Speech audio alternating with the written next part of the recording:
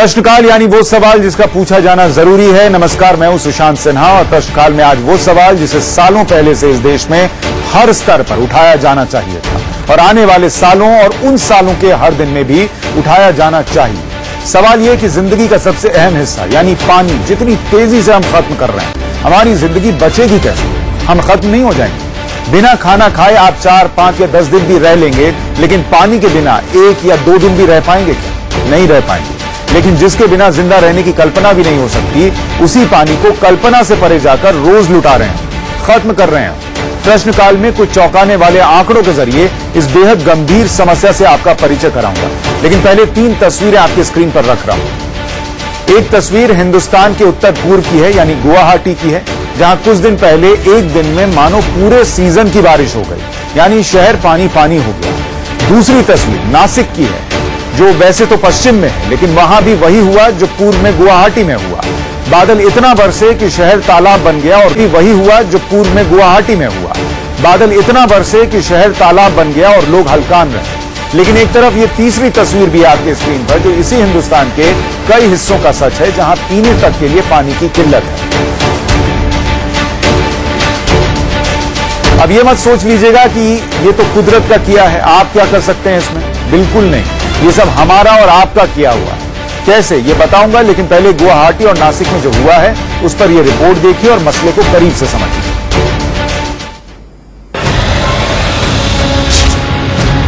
Season की बारिश एक दिन में हो गई और महीने की बारिश घंटों में। ये 2 तस्वीरें हिंदुस्तान की हैं। पहली गुवाहाटी की जो सुदूर पूरब में है, दूसरी नासिक जो पश्चिम में है। गुवाहाटी में अचानक हुई भयंकर बारिश ने शहर का क्या हाल किया, उसे देखिए।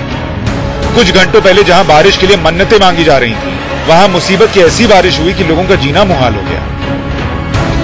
इतनी बारिश कि ये कार वाले भाई साहब सड़क से भाग नहीं पाए। इन दुकान वालों को दुकान बंद करनी पड़ गई।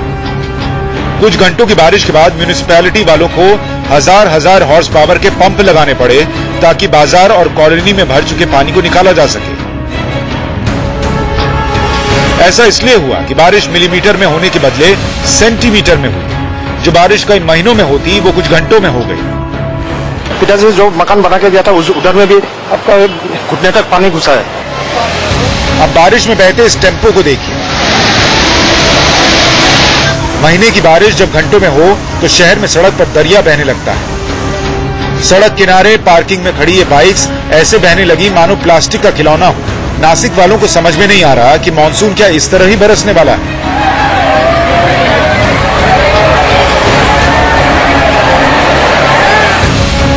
गुवाहाटी से नासिक तक बारिश का पानी धीरे धीरे बरसता तो कितना फायदा होता। धरती के नीचे ग्राउंड वाटर रिचार्ज होता, गड्ढे भरते, नदियों में पानी का लेवल बढ़ता और लंबे वक्त तक ऐसा रहने से इस पानी का इस्तेमाल हो पाता।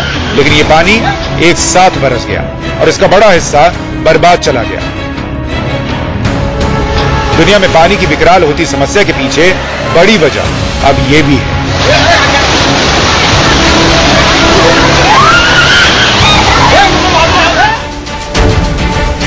आपने जो तस्वीर अभी देखी वो हिंदुस्तान के गुवाहाटी और नासिक शहर की तस्वीर भले थी, लेकिन हो ये दूसरे हिस्सों में भी रहा। पूरे नॉर्थ ईस्ट में पिछले करीब 1 हफ्ते में 5 बार बादल फटे हैं। मिजोरम, असम समेत कई राज्यों में भारी तबाही हुई है। पूरब से लेकर पश्चिम तक बादल फट रहे हैं, लेकिन सवाल है क्यों? हालांकि हमारा मकसद सिर्फ तबाही दिखाना नहीं है, हम आपको ये समझाने जा रहे हैं कि कैसे बूंद बूंद के लिए हम और आप तरसने वाले हैं। पानी हमारे सामने से बहकर खत्म हो जाने वाला है। हम इन बातों को डिटेल में आपके सामने लाएं, उससे पहले आपको ये सुनवाते हैं कि जिस तरह की बारिश हुई है वैसी बारिश की आशंका आपके इलाके में भी है। मतलब देश के दूसरे हिस्सों में भी ऐसा हो सकता है, और इसका मतलब ये होगा कि आपका शहर पानी पानी तो होगा, लेकिन वो पानी आपके काम का नहीं होगा।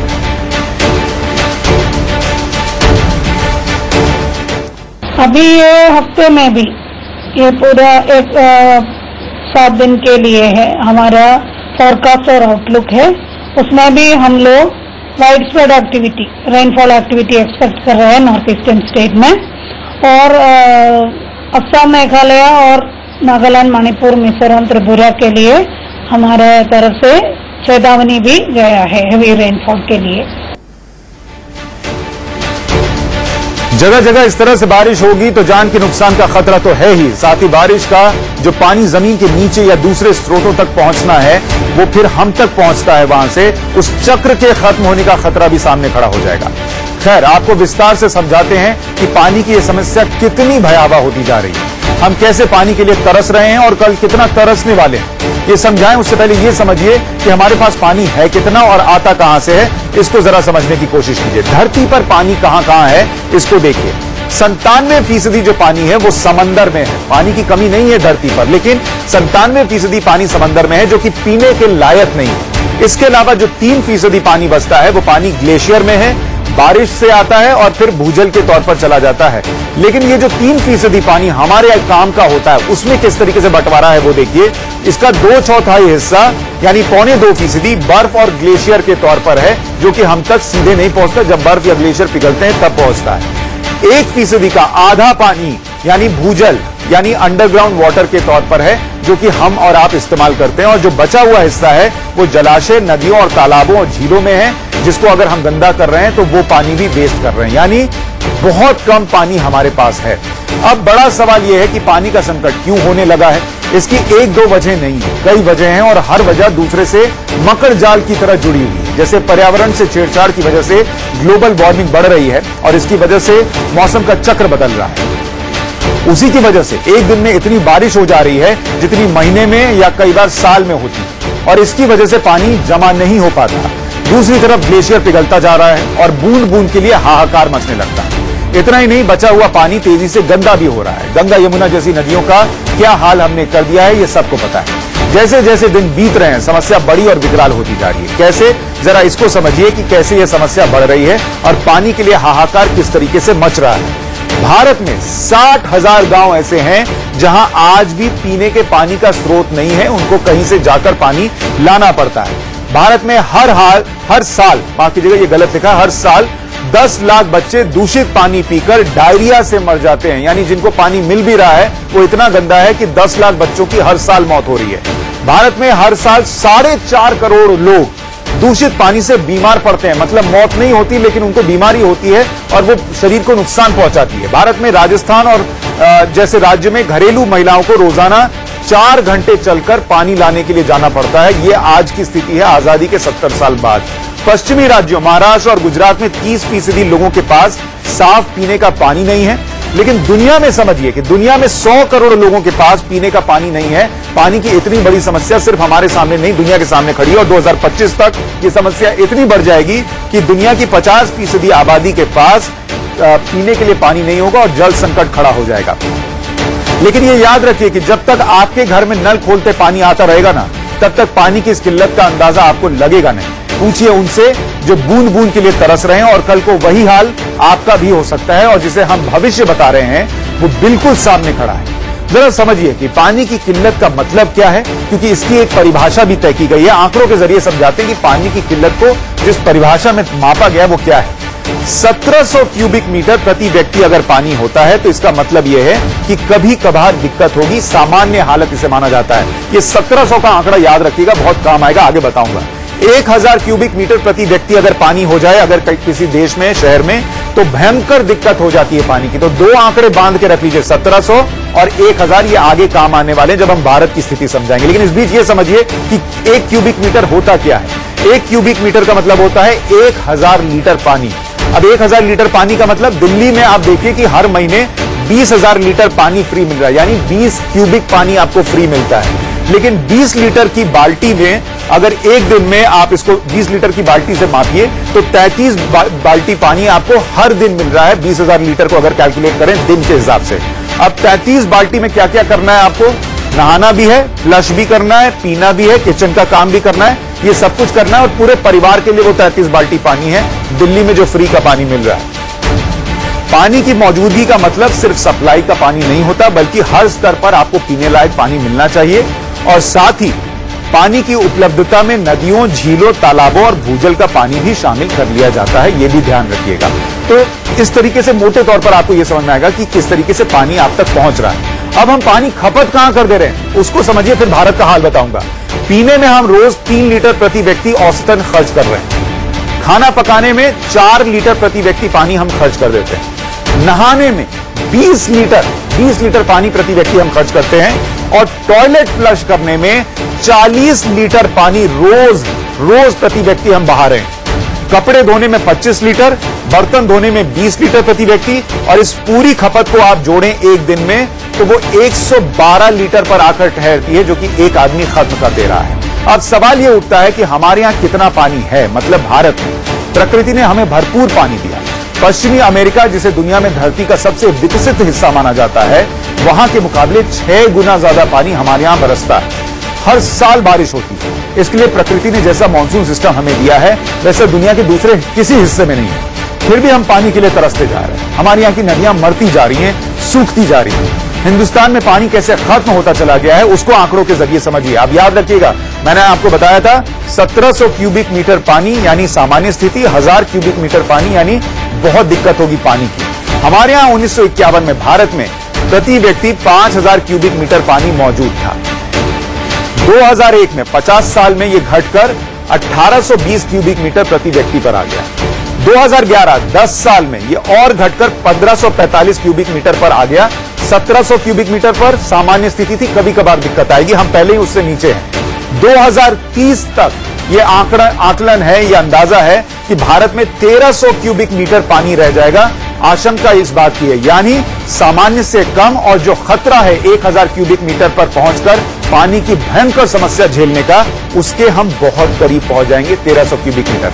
क्योंकि आपको जो पानी मिल रहा है, आपको लग सकता है कि दिक्कत उतनी बड़ी नहीं है, लेकिन कल को आपको भी नहीं मिलेगा, तब दिक्कत पता चलेगी। कई राज्य आज ही लड़ रहे हैं पानी के लिए। जिन राज्यों को नदियों का पानी दूसरे राज्यों से बांटना था, वो मना कर दे रही हैं, ये कहकर कि हमारे लिए ही पानी नहीं बच रहा, आपको कहां से दें। ऐसे में सोच लीजिए कि आने वाले समय में भी अगर नदियों का दोहन होता रहा तो कितना बड़ा संकट आपके सामने खड़ा होने वाला है।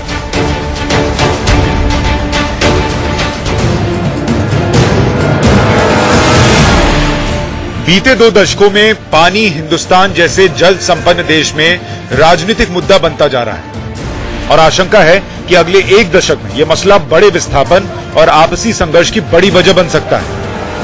हाल ही में पानी को लेकर उस पंजाब और हरियाणा में तू-तू मैं-मैं की हालत है, जहां कुछ सालों पहले तक पानी बड़ी समस्या नहीं थी, क्योंकि हिमालय से निकलने वाली 5 में से ज्यादातर नदियां इन राज्यों में भरपूर पानी पहुंचा देती थी। लेकिन अब सतलुज समेत कई नदियों के पानी को लेकर भारी हो हल्ला हो रहा है। फिर भी दिल्ली के 30% हिस्से में गर्मियों के दौरान पानी के लाले पड़ जाते हैं।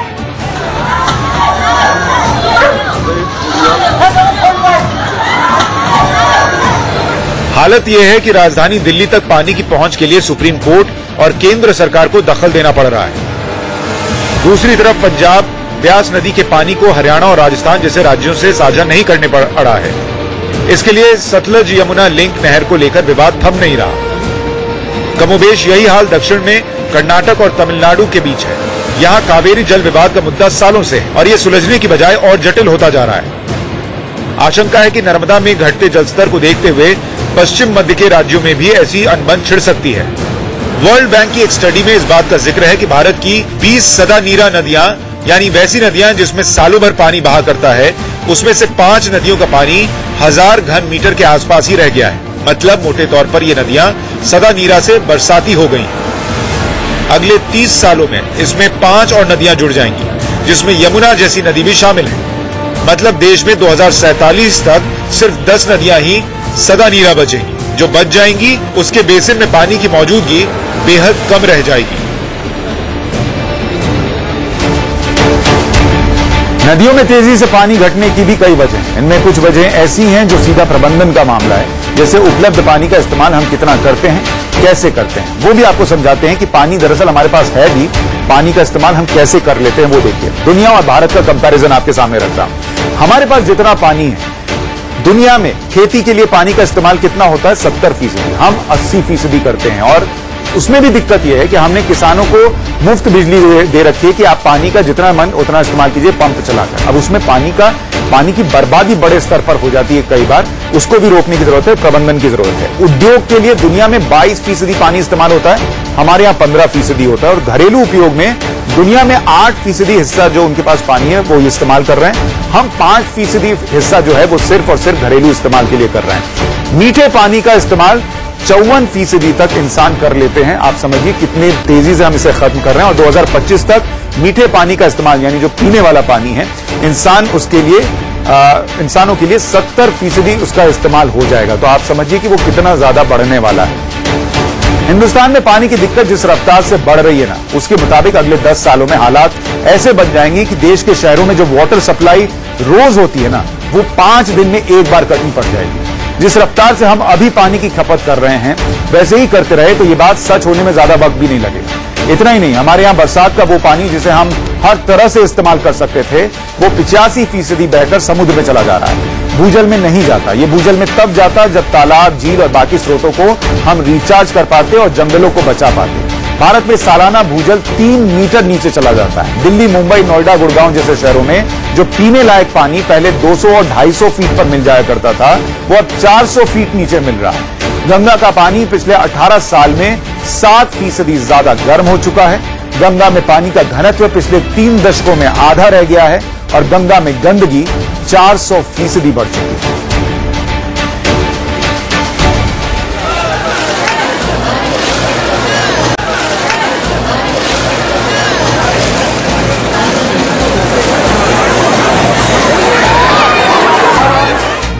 ये गंगा है।